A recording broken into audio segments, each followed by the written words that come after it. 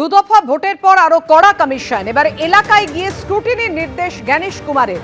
সুব্রত গুপ্তকে ফোনে নির্দেশ দেন মুখ্য নির্বাচন কমিশনার। আরো বিস্তারিত জানবো, কথা বলবো। আমাদের সঙ্গে রয়েছেন আমাদের প্রতিনিধি রুমা পাল। রুমা, কি কারণে এই নির্দেশ আর কিভাবে হবে স্ক্রুটিনির কাজ?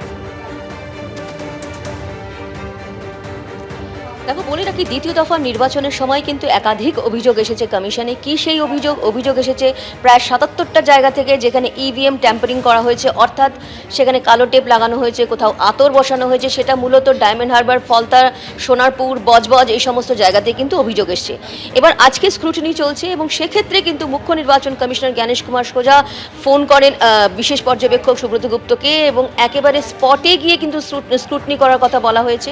সেই সুবাদে কিন্তু তিনি ডায়মন্ড হারবার উইমেন্স কলেজ পৌঁছে গেছেন। সেখানে রিটার্নিং অফিসার, অন্যান্য অবজারভারদের সঙ্গে অবশ্যই সেই সমস্ত স্ক্রুটিনি চলবে। যেই সমস্ত ইভিএমগুলোতে দেখা যাচ্ছে যে কালো টেপ রয়েছে বা আতর বসানো আছে, সে সমস্ত স্ক্রুটিনি করা হবে। সেখানে রিপোল হবে কিনা সেটা দেখা হবে। অবশ্যই কোথায় কোথায় রিপোল হবে বা কোথায় রিপোল করাতে চাইছে নির্বাচন কমিশন, সেটা অবশ্যই পরবর্তীতে কমিশন জানাবে। তবে তার আগে যে স্ক্রুটিনি চলছে সেটা কিন্তু একেবারে স্পটে গিয়ে নির্দেশ দেওয়া হয়েছে যাতে বিশেষ পর্যবেক্ষক সেখানে যান এবং সেখানে গিয়ে স্ক্রুটিনি করেন। কারণ যেভাবে অভিযোগ আসছিল যে একেবারে ইভিএম এর ওপরে একদম কালো টেপ বসানো আছে, আতর লাগানো আছে, যেটা বললাম আগে থেকে মুখ্য নির্বাচনী আধিকারিক জানিয়েছিলেন কালকে যে ৭৭টা এরকম অভিযোগ এসেছে। সেই অভিযোগের মধ্যে বেশিরভাগই ডায়মন্ড হারবার, ফলতা।